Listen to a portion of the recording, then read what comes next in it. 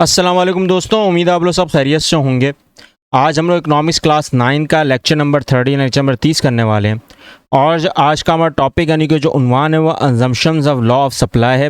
यानी कानून रसद का जो मफरूज़ा है उसको हम आज चेक करेंगे, क्योंकि लास्ट लेक्चर में हमने जो टॉपिक को डिस्कस किया था वो लॉ ऑफ सप्लाई था और उसको हमने देखा भी था कि उसमें क्या ऐसे कंडीशंस थी या क्या ऐसे कॉजेज़ थे जिसकी वजह से लॉ ऑफ सप्लाई इतनी ज़्यादा अहमियत का हामिल है। तो आज ये नया टॉपिक है बेटा, assumptions of law of supply, कानून रसद का मुफरज़ा। तो आज इसको हम पढ़ते हैं, ठीक है। इसको हम इस टॉपिक को हम आगाज़ करते हैं।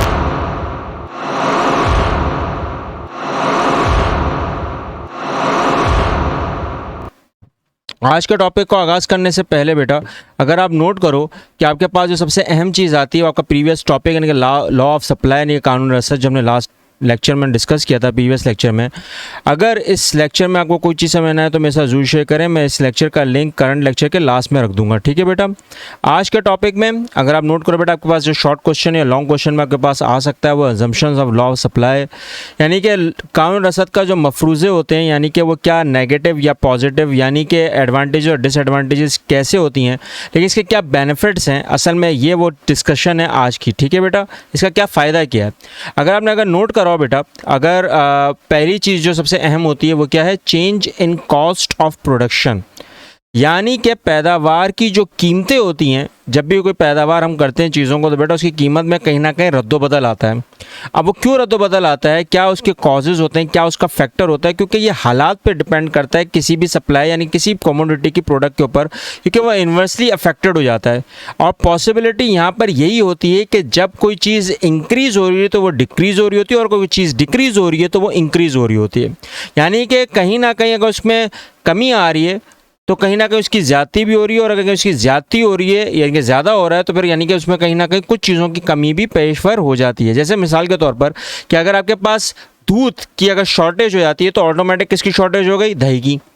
अब इसी तरह अगर आप नोट करो कि अगर एक मिसाल है कि अगर तेल मार्केट में है, ठीक है, लेकिन घी नहीं है, तो तेल की पैदावार ज़्यादा है, घी की पैदावार कम है, तो आपकी सप्लाई भी सबसे ज़्यादा क्या होगी, तेल की, और घी की आपकी जो सप्लाई होगी यानी रसद जो होगी वो कम हो जाएगी। तो यहाँ पर ये जो मफरूज़ा है यानी कि यहाँ पे कंडीशन जो है सप्लाई की वो कहीं ना कहीं डिस्टर्ब होना शुरू हो जाती है। अब इसी तरह अगर देखा जाए तो तीसरी सबसे अहम चीज़ होती है change in techniques of production, यानी कि वो तकनीकी अवामिल जो हम लोग अपनी पैदावार के लिए इस्तेमाल करते हैं बेटा, कॉस्ट ऑफ प्रोडक्शन के हिसाब से पैदावार की जो कीमतें होती हैं वो कहीं ना कहीं रद्दोबदल कर जाती हैं। अब इसमें अगर रसद में अगर देखा जाए तो इंक्रीज़ अगर हो रही है प्राइस की विदाउट एनी कॉज, तो अगर वो इंक्रीज़ कर रही है तो कहीं ना कहीं फेलियर ऑफ लॉ हो जाता है। रीज़न का मतलब ये है कि अगर आपकी चीनी की कीमतें हैं, वो पता है कि आपकी चीनी की शॉर्टेज नहीं है, लेकिन उसकी कीमतें बढ़ती चली जा रही, तो ये लॉ ऑफ सप्लाई कहीं ना कहीं इसको कट कर दिया जाएगा, क्योंकि लोग फिर इस चीनी को कम करना खरीदना शुरू करेंगे। और अगर फ़र्ज़ करो बेटा कि शॉर्टेज अगर हो जाती है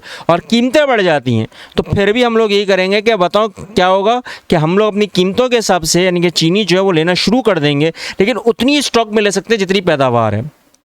इससे ज़्यादा आप ले नहीं पाओगे। और ये वो रीज़न है जिसके ब्याह पर अगर आप तीसरी बात सबसे अहम आती है बेटा कि जब भी कोई भी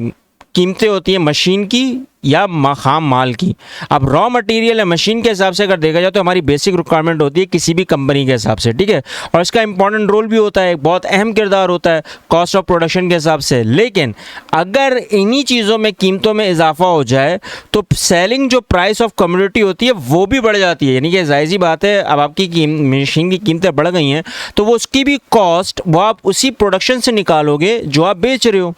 और यही वो रीज़न है जिसके ब्याह पर जो कीमतें अगर बढ़ जाती हैं तो लॉ ऑफ सप्लाई को कहीं ना कहीं अगर फ़र्ज़ करो बेटा तो गुड्स को होल्ड किया जाता है पहले, ताकि उसकी मार्केट में शॉर्टेज हो जाए तो लोग उसकी तलब बढ़ा दें, और जैसी तलब बढ़ती है कीमतें बढ़ गई और आपने लेना शुरू कर दिया। ये ज़्यादातर किधर होता है, जब आप पेट्रोल की कीमतों में अगर नोट करो तो उसमें सबसे ज़्यादा अहम मौके में आता है। जब पेट्रोल की कीमतों को इजाफा करना होता है तो हम उसको रोक देते हैं, और जैसे ही रोकते हैं लोगों की डिमांड बढ़ना शुरू होती है, तलब बढ़ना शुरू होती है, क्योंकि मोटरसाइकिल व्हीकल्स वगैरह पेट्रोल के बगैर चल नहीं सकती बेटा। अब आपने अगर नोट कर लिया होगा कि ये कितना बड़ा इफेक्ट हो जाता है, अगर नोट करा हो कि सप्लाई के हिसाब से, रसद के हिसाब से अगर पैसों का तयन या कीमतों में इजाफा होना शुरू हो जाए तो कहाँ से क्या बिगाड़ शुरू हो जाता है ये भी हमें पता चलता है। लेकिन ये बिगाड़ नहीं होता बेटा, एक कंपनी के हिसाब से इसको फ़ायदा कहते हैं, प्रॉफिट कहते हैं। ऐसी बात है वो अपनी जेब से तो नहीं भरेगा ना, एक कॉमन सेंस की बात है, अगर लोगों की तलब है उस चीज़ों की, अगर बहुत ज़्यादा रिक्वायरमेंट है तो वो अपनी प्रोडक्शन और कॉस्ट ऑफ प्रोडक्शन उधर से निकालेगा, मशीन से निकालेगा या खाम माल से निकालेगा। यही वो रीज़न आते हैं कि जिसके बेहा पर लॉ ऑफ सप्लाई के रिगार्डिंग अजम्पशंस जो होती है, मफरूज़े जो होते हैं, वो यहीं पर आके ख़त्म हो जाते हैं। और ये 3 मेजर फैक्टर्स हैं बेटा, याद रखना, यही वो 3 मेजर अजम्पशंस हैं जिसके हिसाब से हम लोग चलते हैं, हमारा जो लॉ सप्लाई होता है वो काम में आता है। ये तो बेसिक्स हैं, इसके अलावा बहुत सारे पॉइंट्स होते हैं, लेकिन ये बेसिक्स हैं जिसके बेहा पर अगर आप नोट करो अपनी यानी कि रोज़मर्रा ज़िंदगी के हिसाब से, तो उसमें ये सारी चीज़ें हो रही होती हैं। और यही वो रद्द अमल अगर देखा जाए तो डिमांड के ऊपर पूरे का पूरा अफेक्ट कर रहा होता है। अगर आज के लेक्चर में आपको कोई चीज़ें मैंने तो मेरे साथ ज़रूर शेयर करें, कमेंट करें। और अगर आप कोई चीज़ों के रिगार्डिंग कोई सर्वे या रिसर्च हो बेटा तो वो भी मेरे साथ ज़रूर शेयर करें, कॉमेंट करें। इस चैनल को ज़रूर सब्सक्राइब करके उन बच्चों लोगों तक पहुँचाएँ जो लाइल में। मिलते हैं नेक्स्ट लेक्चर में। अल्लाह हाफिज़।